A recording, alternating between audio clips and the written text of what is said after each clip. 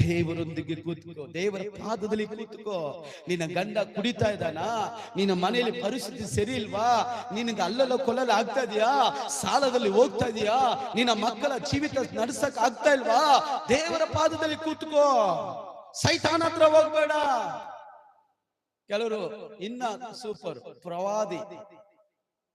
ಪ್ರವಾದಿಗೆ ಎಲ್ಲ ಗೊತ್ತಿರೋ ತರ ಅವರು ಪ್ರವಾದಿಗಳನ್ನ ಏನಾಯಿಸುವುದಿಲ್ಲ.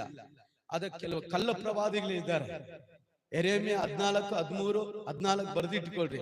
ದೇವರು ಹೇಳ್ತಾರೆ, ಯೆಹೋವನು ಈಗ ಇಂತನ್ನುತ್ತಾನೆ, ಈ ಮಾತನ್ನು ನಾನು ಹೇಳಲೇ ಇಲ್ಲ, ಆದ್ರೆ ಇವರು ನನ್ನ ಹೆಸರು ಎತ್ಕೊಂಡು ಹೇಳ್ತಾ ಇದ್ದಾರೆ.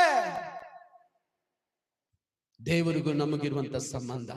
ಲೂಕನ ಸುವಾರ್ತೆ 15ನೇ ಅಧ್ಯಾಯ 19-30 ಬರೆದಿಟ್ಕೊಳ್ರಿ. ಇವನು ತಂದೆ ಮೇಲೆ ಇರುವ ಪ್ರೀತಿಯನ್ನು ತೊರೆದು ಬಿಟ್ಟು ತಂದೆ ಹತ್ರ ಆಸ್ತಿ ಎಲ್ಲ ಕಿತ್ಕೊಂಡು ಹೋದ. ಆದ್ರೆ ಈಗ